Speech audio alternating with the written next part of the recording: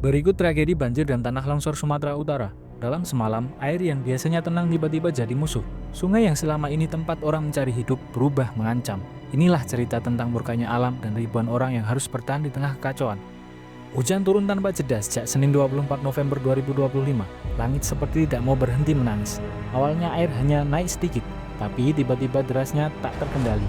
Dalam hitungan menit, desa-desa yang biasanya aman berubah jadi lautan lumpur. Sungai meluap membawa banyak potongan kayu, tanah longsor datang dari segala arah.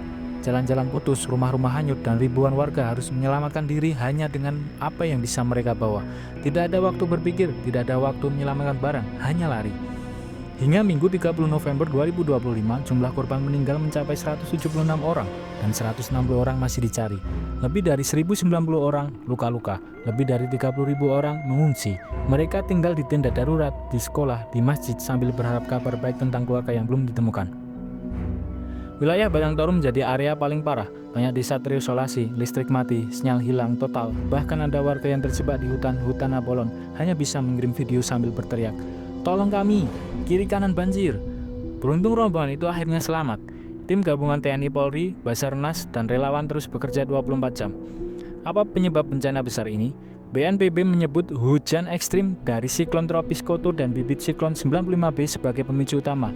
Tapi banyak aktivis lingkungan juga menyoroti masalah yang sudah lama terjadi.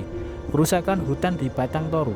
Hutan yang seharusnya menahan air kini banyak yang gundul. Tanah tidak lagi kuat menahan hujan sebesar ini.